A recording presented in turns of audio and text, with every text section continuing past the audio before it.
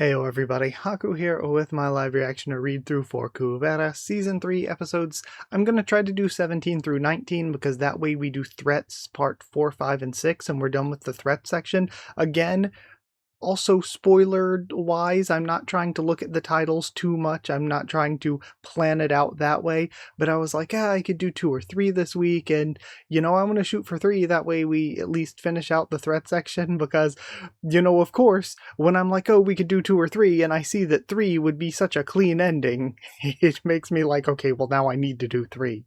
But originally, I wasn't planning to take any week off, not a single week off, not like the, 3 or 4 that it's been, and I'm tired of waiting to get time to record Kubera again. I'm tired of waiting, and also, you all have been super patient, you've been super great. I am also kind of tired of leaving you all waiting, obviously, in addition to waiting myself. I've been trying to find time to do Kubera and trying to find time, and I haven't been able to, and I think last night in Roncan's chat, Infinity11 or Infinite11 asked if there was going to be Kubera this week. I said, probably not. I doubt it, but I'll try, and this is me trying. However, it's already after 5 p.m. on Friday, so if I want to get this done this week, I was like, I'll probably have to keep it on the shorter side. But either way, at this point, I'm locked in for 3 chapters, even if it is on the longer side. So yeah, I'm sorry for the wait between videos. I wasn't expecting there to be a wait between videos, but I just actually haven't had time. So yeah, now we're here, and it's crazy. I was like, okay, let's get ready, let's set everything up to read, and I was like, oh, okay, we're on Season 3, Episode 17, and 17, I feel like, for my part, from my perspective, I feel like I have barely touched Season 3. I feel like I have read like 6 to 9 chapters, but to have read 16 already, to be nearing 20 already, it does not feel like I've read that much. But either way, I guess we'll be continuing on since I see here at the beginning with Marina and all, and I don't want to leave you on any longer of an intro, so let's go ahead and start reading with episode 17, and of course, between every episode, or after every episode, I will do the blog post for that episode. So we start off with, these two are half-brothers I'm going to be sponsoring from today. Also, it will probably, not only have I just started Season 3, it feels like, after so long a break, but then to have not been able to do this for like 3 weeks or so, I am probably going to be still trying to get into the swing of things, even though I've been really enjoying it so far. I will maybe be forgetting names or stuff. I don't think I will, but I might be. Par and I have guild business to attend to. I wondered if you'd show them around. And we have Elwyn. Yes, no problem. I guess maybe Elwyn's just gonna be chill like that, and cover for Marina. The same as the other halves, right? I'll tell them the city rules and take them to their lodgings. That's right. I've gone through the most important things, but it won't do any harm to tell them again. Elwyn, are you sure you have time? You must have assignments. Don't worry, I submitted them all last week. Good for you, Elwyn, and your exam results were fantastic too. If you're lucky, they might let you graduate this year. Hee hee. Thanks, Elwyn. Par, let's go. Teo, will Elwyn be alright alone? Don't worry, come on. I'll see you both later. And now we have Threat Part 4. I'm glad you're not stupid, at least. I didn't have a choice, did I? If I told them who you were, you would have killed Teo and Par as well. She knows Marina, and she understands Shura speech. Okay, so Gandharva was completely out of the loop here, did not expect any of this. But it's not that Elwyn is chill like that, it's that she's like, okay, well, I can't expose who they actually are, because that would be bad news. And you're the half that helped me 7 years ago, right? Flinch. You had longer hair back then, but you still look familiar. So, with the, I guess, different perspective of somebody who is a half, Elwyn can tell the difference and recognize Gandharva even in a way that Teo can't, unless Teo, once again, is just playing it off. Why are you pretending to be brothers with a superior Shura? Is he threatening you? Did he force you to come with him? She remembers a face that she saw briefly 7 years ago. This isn't good. Who knew the half was so smart? This one's a convenient tool for my disguise. He's no brother of mine. I forced him to accompany me here. In fact, he knows next to nothing about me. I thought that might be it. Anyway, you must have a good reason for coming here if you're disguising yourself as a half. Tell me what it is you want. You did save my life, so I'll help you, as long as it doesn't harm the city. And see, that's what I thought it was going to be. I thought Elwyn was going to be playing it off, not because, of course, Marna could just attack Par and Teo. I thought Elwyn was going to be helping out of a sense of, it seems like you're trying to do something here, and you did save me, so I am willing to keep quiet and play it cool. I thought that's what it was going to be. But there is yet another aspect that I didn't realize. Then, Teo, we can't just go. Elwyn can't. It's okay. She's done this before. It's not difficult. I'm not talking about showing them around. I'm saying it's dangerous. Seriously, I was going to talk to you when I was more certain, but that Runa, he's a superior Shura? Yes, I told you back at the half village. I couldn't explain because the villagers were defending him, but Teo, I'm not just suspicious of him because he's so strong. I've seen him before 7 years ago. Yes, you and Elwyn saw it happen 7 years ago. After dying and coming back to life, I remembered nothing, and they told me the fighters I took out with me had all died except for you. Do you know how many times I asked Elwyn to go over what happened? In the end, she grew sick of it and told me to stop. And we have... Okay, well... I guess maybe Teo did recognize them and is just kind of doing the same thing she was doing before, because these notes are quite detailed on Gintarva, Marina, and Iriagara, right? 7 years, Par. I've drawn their faces and waited for my revenge for the past 7 years. The Teo Rakan who used to trust and help complete strangers died 7 years ago. And, you know, this Teo is probably saying this because she doesn't have the memories. I feel like even though it was a betrayal, there are extra circumstances surrounding the betrayal. Like, Gintarva didn't really betray Teo. I feel like if she had her memories, that Teo might have a different perspective. No, I'm still alive. I'm still here, don't cry. Was that too harsh?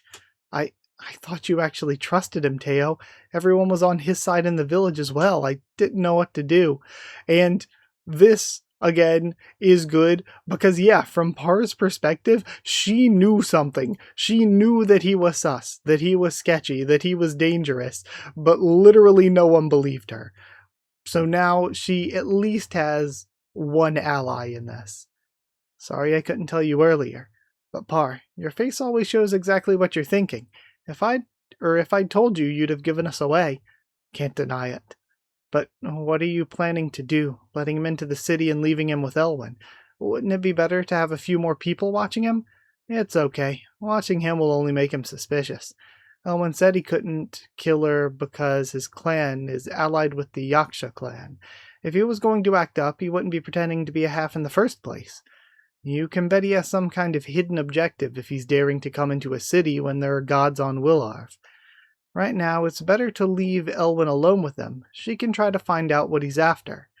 Until the gods arrive, at least. I love how detailed this is.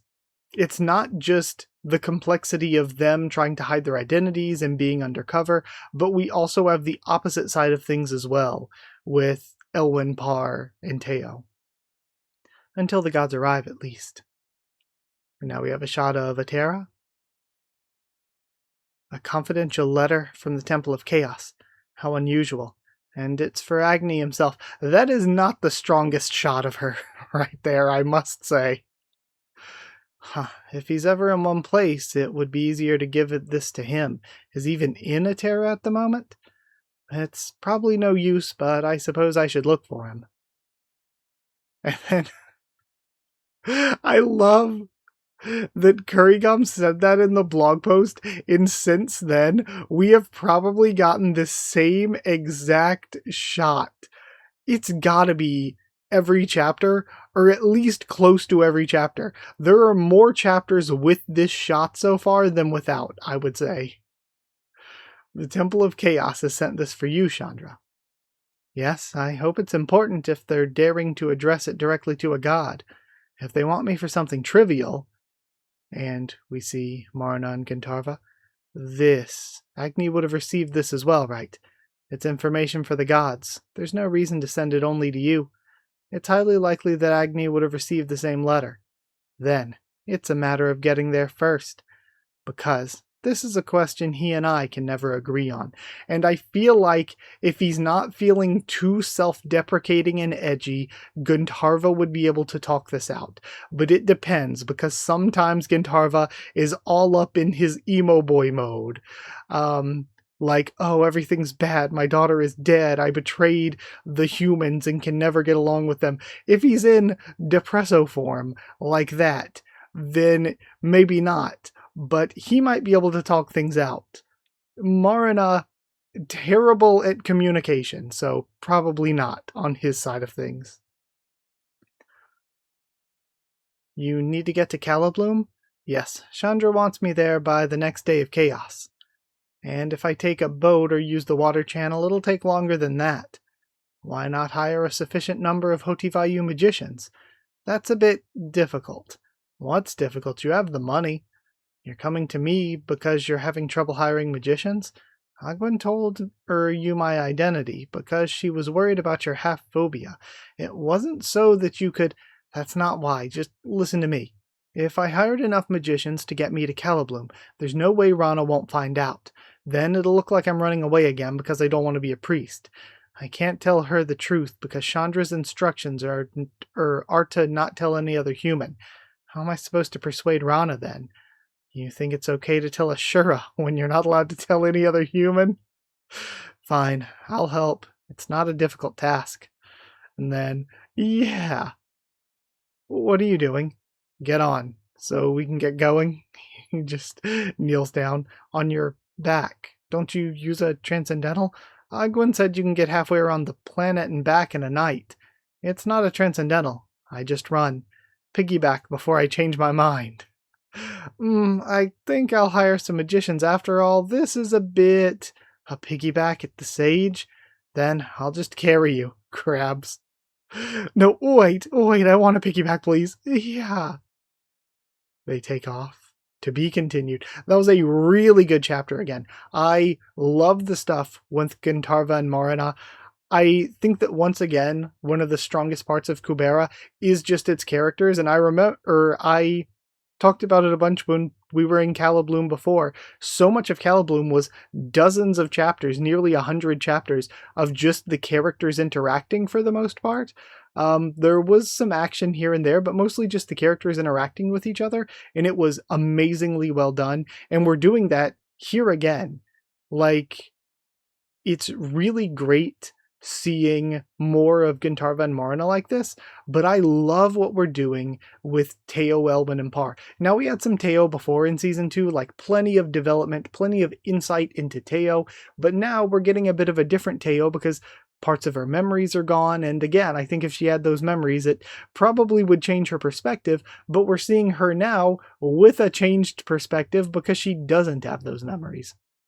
And on top of that, I love using Elwin and Par, because Elwin and Par got a little bit of development in Season 2, but they were very, very much side characters. So to have them getting this much story is really refreshing and really nice, and something that I've been praising and loving about Season 3 so far. Here at the end, I love this scene between Ron and Shess, and that's something else that I've mentioned liking, is Shess was basically never around in Season 1 or Seasons 1 and 2. Shess was barely here. We saw him a little bit here and there, so to get more Shess, even though he really isn't doing a lot character-wise, he's just been like, you know, physically saving the twins, right? Or physically helping out Ron. It's mostly him doing things more than getting character development personality-wise necessarily, but I like seeing more of them. I like using more of these characters that we didn't get to see as much of last time.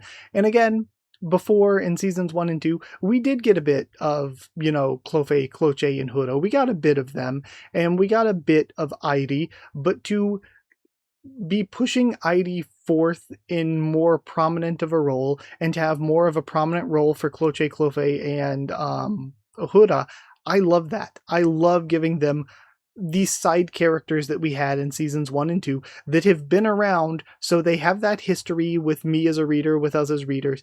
They have that history, but then to be giving them more spotlight and actual time as like the leading characters in scenes, I think is great. I love that season 3 has been doing that. That's probably one of my biggest praises, if not my biggest praise of season 3 so far. So yeah, with that all aside, that was, I feel like, a pretty good discussion. I loved this chapter, and before I continue on, we get to read the Afterword, so let's go read that. Okay, so Afterword this time starts off with the link, and then we have to think they recognized me after I changed my hairstyle in a cartoon like this.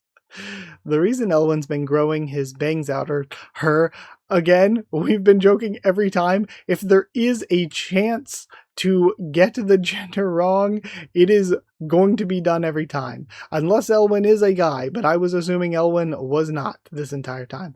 But I think it's because a lot of the guy names are ending in A, so it's assuming a name ends in A must be feminine.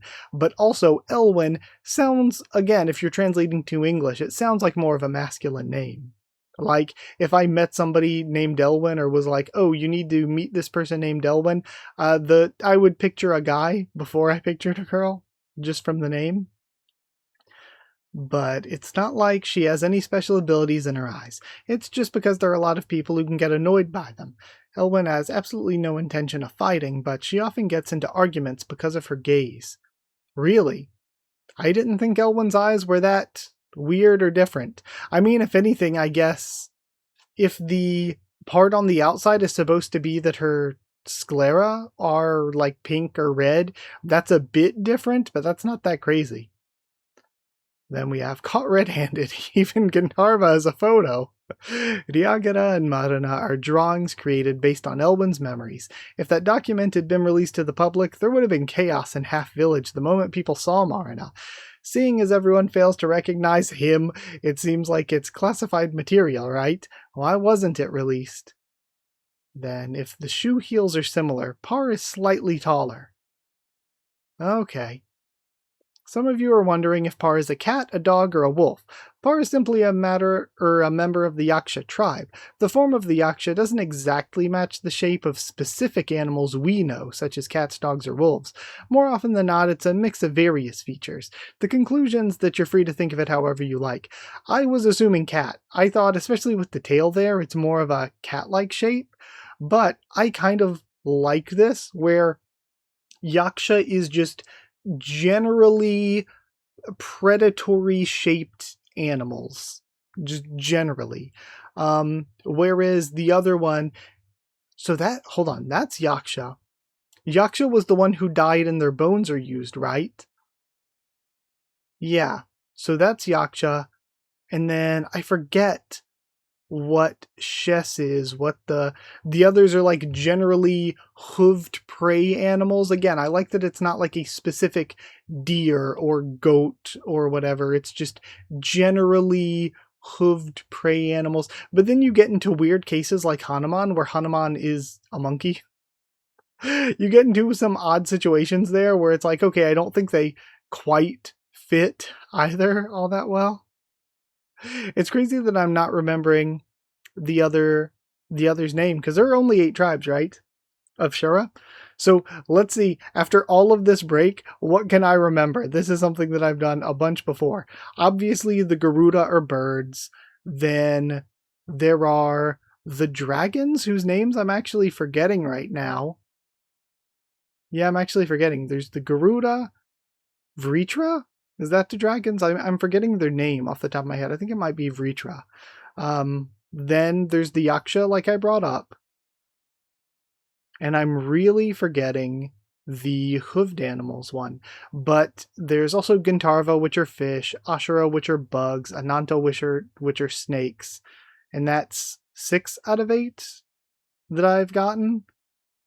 So 6 out of 8, I'm missing one, and then there's the hoofed animals one that I can't remember. Unless I was off on my count there while also trying to remember. Oh, there's the Taraka. They're the 8th, right? So you'd have the Taraka. So the only name I'm forgetting, for some reason, off the top of my head, if you were to ask me before getting this right here, if you were to ask me, I would have said that the Yaksha were the hoofed animals one. I would have gotten that mixed up with the predatory animals one. But yeah, I'm forgetting it off the top of my head right now. Maybe it'll come to me as I continue reading, or somebody will bring it up. For some reason, though, I'm feeling like 3 syllables, 6 letters, like one of those types of... Like, obviously, Varuna is the god of water, but a name like that, where it's like Varuna, where it's like 3 syllables, each syllable is a consonant and a vowel. That's kind of the vibe I get for the name that I'm forgetting. But, and then Rana's never beaten Rana. The regrettable thing about drawing Rana is that they got married between part 2 and part 3, so all that innocent romance was completely skipped, since they already have 4 kids. Who has any youthful innocence? Some people are curious about Rana's parents and siblings, but if you look closely at the dialogue in episode 2 of part 3, you can see that Rana has neither parents nor siblings. Just as Lorraine was a benefactor to Asha, Elaine is a benefactor to Rana. Okay. And again, good. I love seeing Kurigam's perspective and also getting extra info like about the Yaksha. That's something that I was kind of bringing up before I got derailed, was that I like the idea that it's just the general shape of a predatory animal. It's not that they're specifically wolves or foxes or dogs or cats or whatever. They are just generally that shape. So yeah, I really, really like that idea. And so many of the ideas put forth with the lore that Kurigama has done. Like something that I brought up when talking about Tower of God somewhat recently, I think, is one of the parts of the lore that I love is because in order to populate out the Shura, in order for us to have this many Shura, then it would be difficult to be like, okay, this king of the Shura fell in love with this person, and then all the Shura are descended from just them, and they're all related in that way. It makes more sense lore-wise to be like, okay, there was a period where they were just having a ton of kids and populating out the Shura, and then they started to have these like romance stories between the gods and everything. Not like the literal gods, but if you were to view it like, you know, any real world mythology, it's like that's when these big, huge, legendary figures started all falling in love with each other and having their various relationships and stuff. That way, we can have the interpersonal dynamics of those relationships together, but something you run into, like I'll bring it up with Tower of God, like with the 10 Great Families. With the 10 Great Families in Tower of God, it would make sense for them to just have a bunch of kids in the beginning to populate out the 10 Great Families, and then sort of also start pairing up, or to just have a bunch of wives, or to just not care about having kids with a bunch of other people just because they're like Greek god-esque figures. Because if you have it so it's like, okay, this again, godlike figure fell in love with this one other person and they only had 2 or 3 kids. It's like, okay, well then you need to explain how we have so many like hundreds or even thousands of descendants of them. And Tower of God doesn't always do a very good job at that. And I bring Kubera up to contrast that to, I think Kubera does do a really good job with that because of what I just said. Because in Kubera, you could have, okay, this Gnostica ended up with this other Gnostica and they had like 2 or 3 kids, but then it still makes sense that there's a bunch of like Upani and stuff running around. It's because they populated a whole bunch at the beginning to populate out the number of Shura. So again, that's just something that I think is another aspect of Kurigan being really good at her lore. But this is going to turn into an immensely long video, isn't it? I am already yapping a lot, but with Kubera, there's just so much to talk about. Things are so complex and deep and really well done, and I just really liked this chapter. So either way, gonna go ahead, get some water, and then move on to episode 18. We start with Elwyn, a book about god level items? There are lots of them out there. If you tell me what item you want to know about, it's an item created by the primeval god Kali. Many call it the Pledge Token. And then Gandharva reacts to the name. The Pledge Token. That's an item that's supposed to let Shuras develop to the next stage. Why is Marana looking for it? He's never even mentioned it before. It can't be. I guess he's feeling stuck in, what, 4th stage? Then we have Threat Part 5. Pledge Token. I've never heard of an item called that before. It might be recorded under a different name in the human realm. Do you know what shape the item takes? The shape varies. It can be a necklace or a bracelet, or sometimes a belt or hair ornament. If it's an accessory, that changes shape. I think I know. But there won't be a book about it in the library. It's considered heresy because it's an item for Shuras. Any information related to it is kept separately. Kept separately where? That kind of makes sense. Because if there's all these like god level items or whatever, it would be, if the humans have them and there's one that's meant for Shura, it would make sense that they're like, this isn't even something for us to use, and it's something that makes Shuras stronger. So it would make sense that they want to hide it and also keep the details of hiding it unknown, or as unknown as possible. Well, it's primeval god Kali's item, so its related materials are stored in the Temple of Chaos. The temple's way up on top of that mountain, and even if you go up there, you can only access the books while the priestess is present. It sounds like you've read these books. No, I don't really know the details. I was looking over the priestess's shoulder while she was reading, and she told me off. She said I shouldn't take an interest in heretical stuff. Reading the books won't work, then. I may have to obtain the information from the priestess instead. Elwyn, I told you not to read that. But it's really interesting. Can't I read a bit more? You were reading it just now as well. I only flipped through it to reorganize the shelving. If you memorize it like that, you'll be in trouble with the gods. Put it back if you don't want to end up in hell. And we see the Eye of Perishment and then a bunch of accessories. If I say I know everything, I won't be able to hold him up anymore. It's strange, though. Is that information important enough for him to come into the city in disguise? The item asks too great a cost for the effect it offers. All the Shuras who use the item. I need a word with you alone. And again, I love that we're getting this much Elwyn development. And it does look more clearly here. Elwyn's sclera are pink. I need a word with you alone. Elwyn's able to hear Shura speak from quite a range. You need to speak so that it barely reaches me, if we don't want to be overheard. Why are you looking for the pledge token? Don't tell me. Back at the half village? Yes, I crossed over to the Shura realm. It was a brief trip, but I brought the item back. Don't use it. That item shouldn't be used. That's for me to decide. Accepting the penalty, which depends on the conditions of the pledge, the gain in power is almost the same as developing normally. Samfati developed to her final stage using this item. Although her powers were never on par with the Gnostica's, I am far more than she is, Gandharva. You know perfectly well that if I develop to the 5th stage, I will be a Gnostica in all but name. And, since I am a Rakshasa, I have no disadvantage in the human realm. I can take Shura form at will. Just by using this, I can become powerful enough that I will have nothing to fear from Agni and Chandra.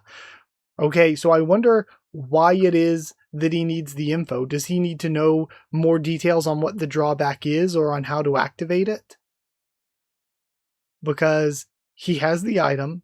That's what he got from Akasha. And like he mentioned, he'll be essentially Gnostica strength, but without the human world debuff. You know nothing. Kali's items, all of them, bring the destruction of the person who uses it. That's the purpose for which they were made. This is a goddess who was sealed away over 100 times for plotting to destroy the universe. She loathes the universe itself, and she'll do anything to harm those who live in it. Don't use it. Your parents. If they were here, they'd never let you. Agni and Chandra might be a problem, but it makes no sense to go so far. Do you think it's the gods I care about? I'm the one who'll be using the item, and I'll deal with the consequences. It's nothing to do with you. And again, so hasty and rash when Gandharva's trying to protect him here. You've decided to live here in the human realm, and I will return to the Shura realm as soon as I develop. Hugh, you don't mean you're going to use a crescent gate to... What did you think? That I would use this item in order to stay in the human realm? Give up. It was over the moment the Tarakas started crossing over. The Shura realm's done for. You don't know how terrible it is to face the Taraka clan. You've never... Are you scared? Is that why you've abandoned your people? When you believed Shakuntala was still alive, you were determined to cross over regardless of the risks. Your courage and sense of responsibility seems to have disappeared when you gave up on your daughter. If all the other Gnostica were like you, the Shura realm would have been destroyed far sooner. However, fortunately, there are others who care first and foremost about their people. And again, this is a really good conflict. Because Gandharva is just trying to protect Marana, but also Marana's right. When he found out that, when he started to believe at least that Shakuntala was in fact dead, he just sort of gave up on the Shura. And then we have the flashback to him with the others. Gandharva, I will follow their example and not yours. I don't care if the odds are against us. I will not turn my back on my people who are struggling to survive. Took some time putting out all those fires. Now, shall we have a little talk before Agni gets here? And we have Chandra showing up. Again, knowing who they are. And it just puts you in this space where are they going to be able to talk it out whatsoever? Or is Marana too extreme for that? But again, threat meaning so many different things. I think the biggest overarching threat that we got into in the first read-through with this is the Taraka Shura. That's the big threat. That they are basically taking over the entire Shura realm, or maybe even have taken over pretty much all of it, and are now leaking into the human realm as well, and stand to, like what Kali tried to do multiple times, stand to potentially destroy the universe. And then, of course, there is the threat within the walls of the city of Gandharva and Marana. And now, the threat to Gandharva and Marana of the gods who now know who they are, and Teo who has plotted against them. Okay, really, really good stuff. Really great chapter again. And with that aside, before we move on, let's check out the Afterword. The Afterword this time starts with, they said something like this: they should be focusing the story on the popular characters to boost the popularity. So why are the popular characters treated like this? I know, right? Come to think of it, Yuta first in the popularity poll and Lee's second are on hiatus. Gandharva third doesn't have a good standing in the current story, and Saha fourth. I completely disagree. While I do or did like those characters, I love seeing more of the cast. I think that is such a dumb complaint that you see a lot from Korean readers. I don't know what it is with Korean readers where they're like, what the heck? The story gives any development whatsoever to anybody outside of the main character? Why are they doing this? I don't understand why the concept of having a cast is so difficult to grasp for Korean readers, it would seem like. But you see this with like so many manhwa and webtoons where they will have one main character who gets essentially all of the development, and any time that any character other than the main character gets any subplot or any sort of development whatsoever, which is a good thing. You should want characters outside of just one singular character to get development, but if characters other than the one singular main character get any sort of development, there are complaints. It is just a culture shock of why on earth would you want things to be written this way? Why on earth would you just want it to be one main character doing everything and nobody else does anything ever? I just cannot grasp wanting a story that sounds so awful. Like, why would you want it to be so bad? And I guess that explains the immense oversaturation in manhwa of the OP main protagonist who does everything and nobody else does anything ever. And it's all just the same guy. It's all just the same story. So Kubera is a really well-written breath of fresh air in the, sort of landfill that is the typical, manhwa industry. And that's pretty harsh, but yeah, my feelings on manhwa as an industry, like as a wide net, are pretty harsh. I think that where, for my again, people are going to hate this, but to compare it to like manga, for example, I think there is such a wide variety of so many different manga and so many different types of manga that different types of people resonate with and are into. There is such a wide variety, and within that wide variety, there are so many successes that find their place, and it makes it so that the general quality is good to high. Like, you more often read a random manga and you're like, okay, that's enjoyable, than to read a random one and not like it. Whereas the scope of manhwa is so very narrow between OP main protagonist who does everything and thousands of copies of that same exact story and porn. Like, those are basically the only two manhwa for the most part. And again, with both of those genre of manhwa, they're pretty much all exactly the same and not very good. Like, the general baseline standard is incredibly, incredibly low. So with manga, where it's just a huge wide net of things that range and vary in quality in a huge wide net kind of way, for manhwa, it's basically just a swamp of the same bad thing, the same low quality thing, with a few standouts that are very, very good. Like a wide swath of landfill with a few gems in there that stand above.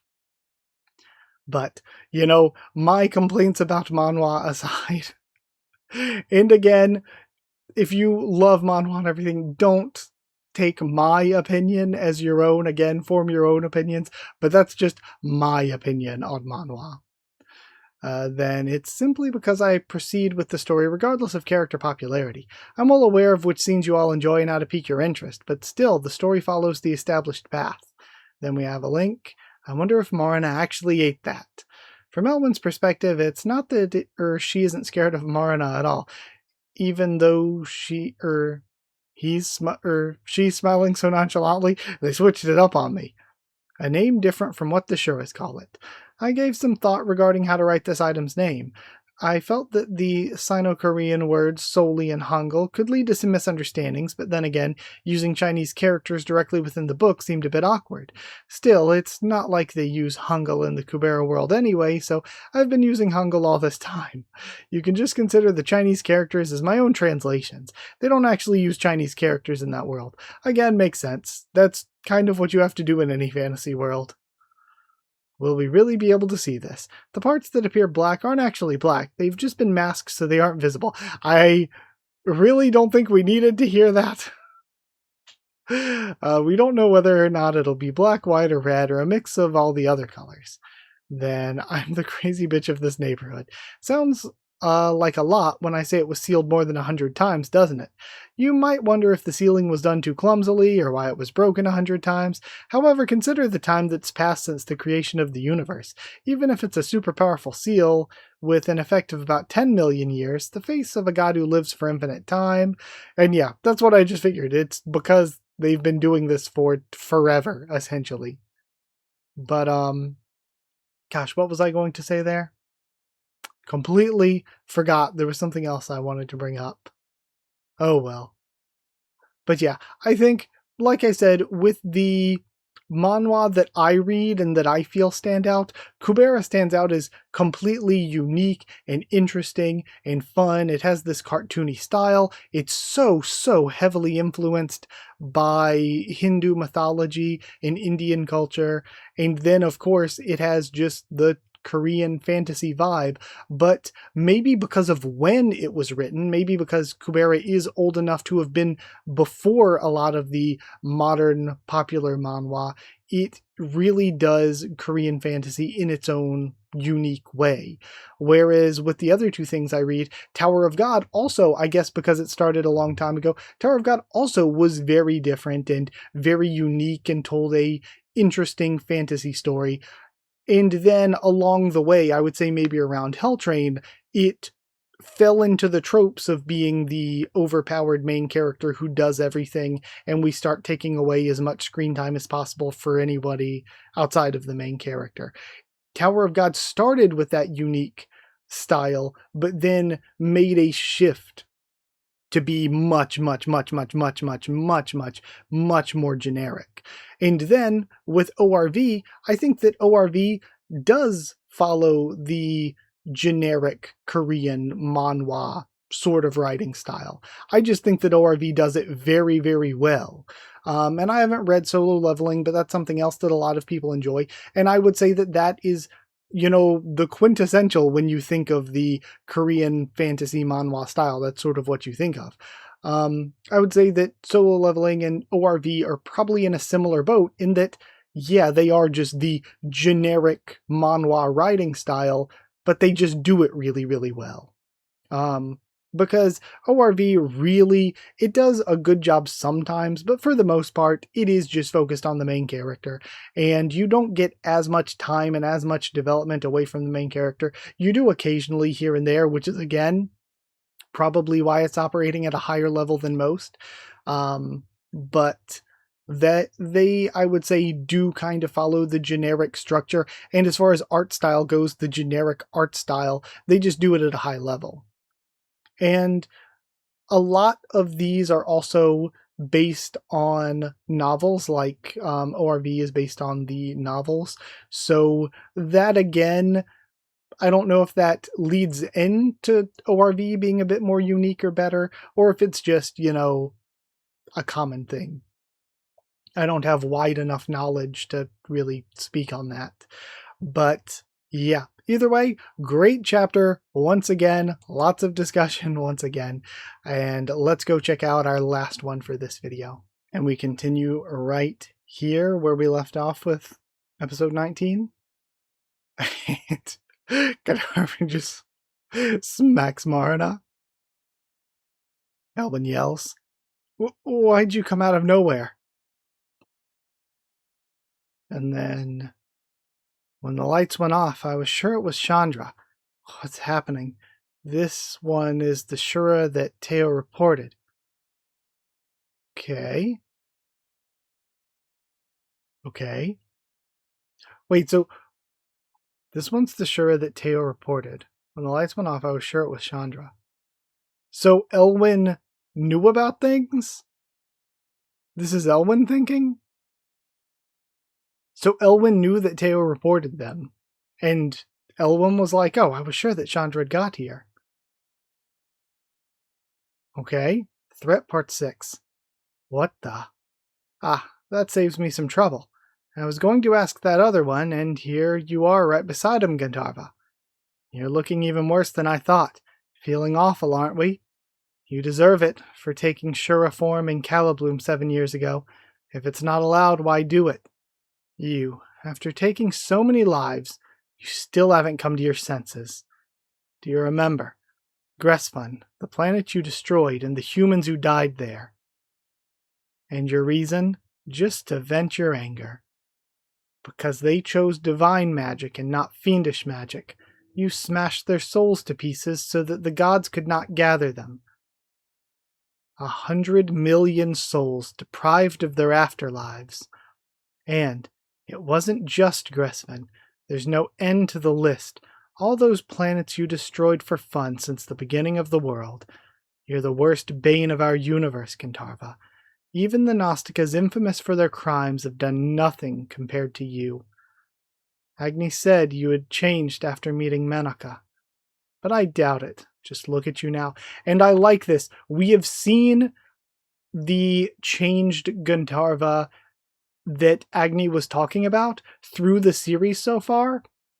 But also, you have to confront that you did all of this horrendous stuff. All of these gods in Shura, but especially Shura, that have been around for millions upon millions, maybe even billions or further years, have done so much harm throughout the past. And while it is in the past, it's like for a creature that lives this long, how do you say that you've changed?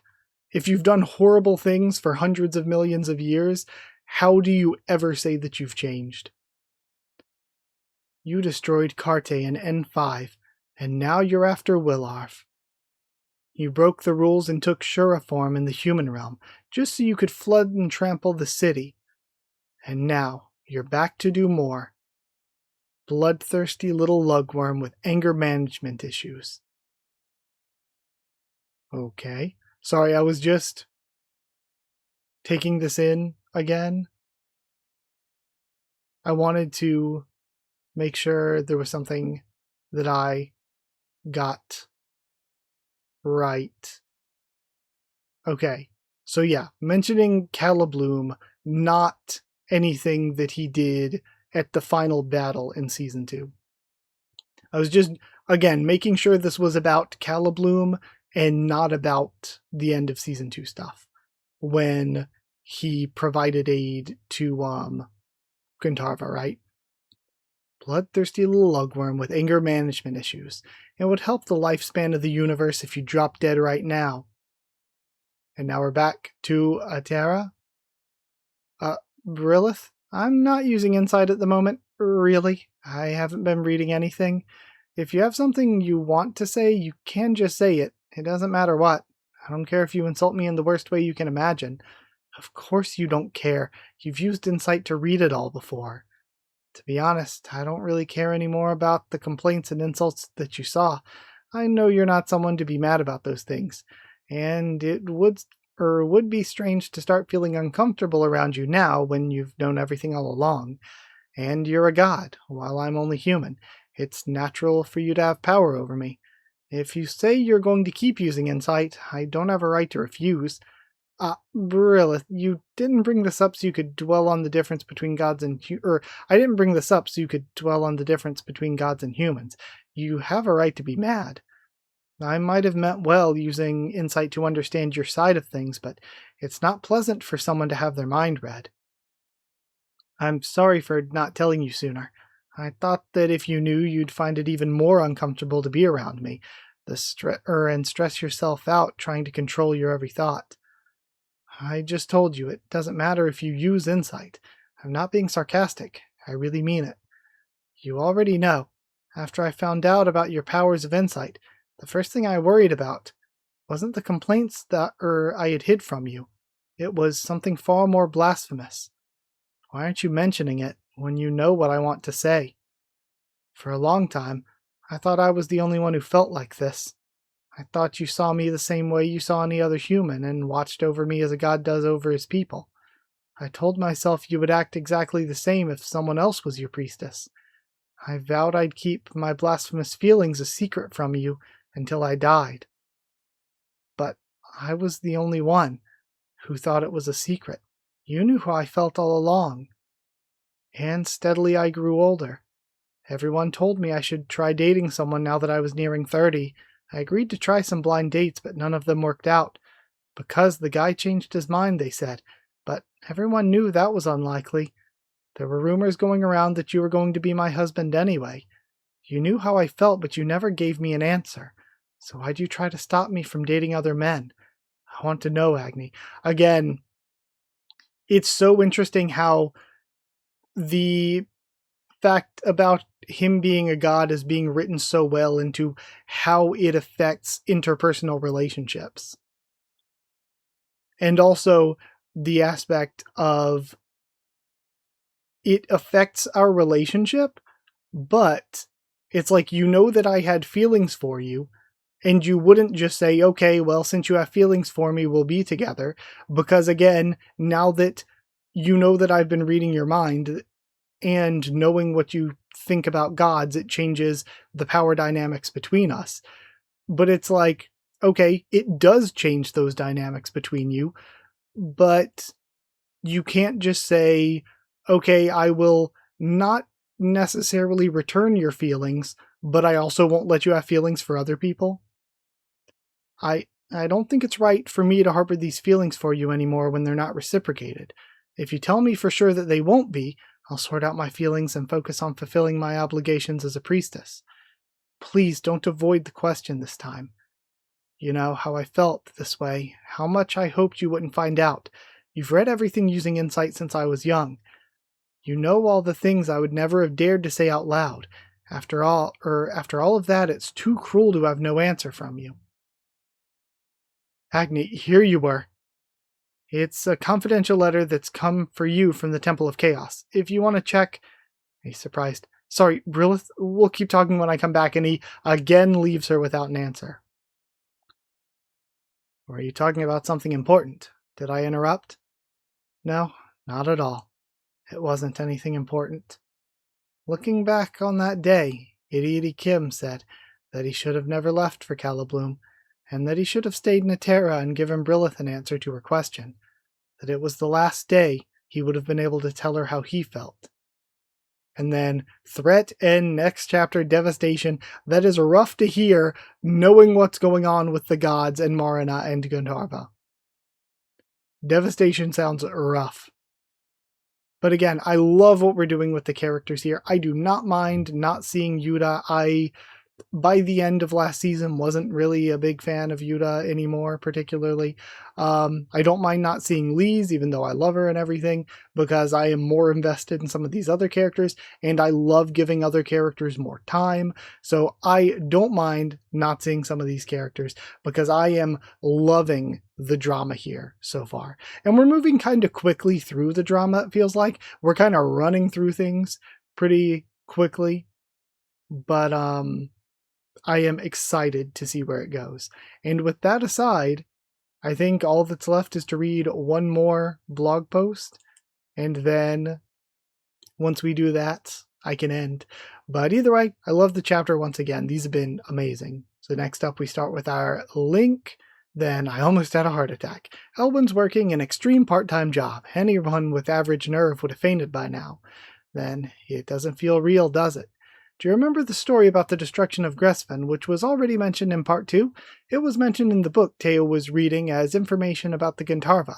100 million might seem small compared to our Earth's population, but in the Kubera worldview, a planetary population of around 100 million is considered quite large. And then, thank you, Leon. As mentioned in the author's note, this outfit is a winning entry from an event. Specifically, it was selected for the I Miss You award. So the highlight of the short red skirt that that suits Agni's taste. Since, maybe the thank you is for Leon is the designer, maybe, that won the award. Since she's sitting, her legs are barely visible, but if you look closely, they're there. The reason she wore the winning outfit in this episode, of all things, is probably because Brilith has decided to wear clothes that suit Agni's taste, right? However, judging by the atmosphere, it looks like she'll go back to wearing long skirts next time. Then, the thing I wanted to hide most. There were quite a few of you who anticipated this ever since the news broke that the insight had been revealed. Come to think of it, thoughts like this are even more shameful and something you want to hide than insults or malicious words. In the webtoon, it was portrayed simply as feelings of affection, but to be more precise, you can consider it as having my pink-tinged fantasies, believing they were my own secret, completely exposed. This is really serious. It's amazing that I'm even managing to keep my composure and speak. The reason Brilith is having such, isn't having such a mental breakdown, maybe, compared to Lila, who remains steadfast despite knowing Chandra's insight. Or I guess, yeah, having such a breakdown compared to Lila, who's just chilling with it, stems precisely from this difference, because Lila doesn't have those kinds of fantasies regarding Chandra. And we end there with 404 empathy. Okay, well, with that aside, I really enjoyed this, but I have recorded for like an hour, so now it is well after 6 p.m. on Friday, so if I want to get this up this week, it's going to be a little bit difficult. So either way, I'm gonna try my best. Thank you for being here. Thank you for watching. Thank you for sharing this journey with me.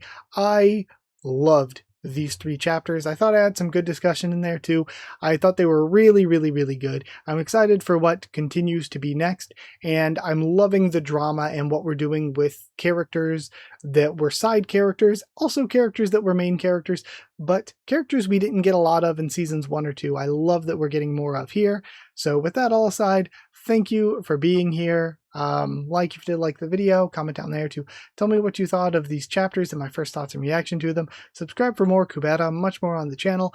If you want to help support the channel by sharing around or dropping a super thanks, it's appreciated. If you want to help support the channel by becoming a member or patron, hit join down below to become a member. Go to patreon.com/AquaofTheTubes, or a link will be in the description.